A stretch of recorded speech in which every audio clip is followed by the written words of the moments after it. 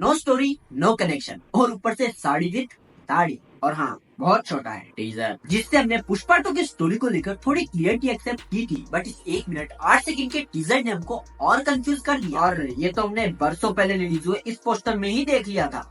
क्यों भाई और बहनों, तो इसको 1 मिनट 8 सेकंड का टीजर बनाने की क्या आवश्यकता थी? मैं जानता हूँ कि पुष्पा 2 का टीजर देखने के बाद कुछ लोगों के मन में यही चल रहा है, लेकिन भैया एंड दीदी, मूवी का टीजर होता है मूवी का हाइप बढ़ाने के लिए, और वो काम ये 1 मिनट 8 सेकंड का टीजर बहुत अच्छे से करता है, जिसकी कुछ डिटेल्स भी मैं आपके साथ शेयर करूंगा। बट उससे पहले रिपोर्ट्स के अकॉर्डिंग मूवी का बजट 500 करोड़ के आसपास का होने के बाद भी साड़ी के साथ दाढ़ी काटना भूल गए। इनका मजाक नहीं उड़ा रहा, बल्कि साड़ी के साथ दाढ़ी ही वो चीज है जो पुष्पा बहू को उन मेल एक्टर से अलग करती है जिन्होंने किसी न किसी रोल में साड़ी पहनी। अब ये साड़ी पुष्पा ने क्यों और किस लिए पहनी है, इसको लेकर हम टीजर को फ्रेम बाय फ्रेम देखते हुए बात करेंगे। तो टीजर की शुरुआत बहुत ही रंग बिरंगी होती है, जिसके बाद हमें धीरे धीरे पुष्पा को दिखाया जाता है जो अपने पाँव से पल्लू पकड़ता है, जिसको थिएटर में देखने में बहुत मजा आएगा। इसके बाद पुष्पा अपने पल्लू को कमर में डालकर स्वैग में आगे बढ़ता है और कुछ लोगों को मारता है। और अगर हम इस सीन को थोड़ा ध्यान से देखते हैं तो हमें पता चलता है कि इन सब ने भी साड़ी ही पहनी है, जिसकी वजह है जतरा फेस्टिवल जो तिरुपति में हर साल मनाया जाए, क्योंकि ये सीन उसी फेस्टिवल टाइम का है जो हमको यहाँ की सजावट को देखकर भी पता चल रहा है। इसकी बैक स्टोरी है कि बहुत सालों पहले तिरुपति और इसके आसपास के एरिया में पेलेगोडुल्लू नामक एक इंसान रूल करता था, जिसका व्यवहार महिलाओं के साथ कुछ ठीक नहीं था और वो उनके साथ बलात्कार भी करता।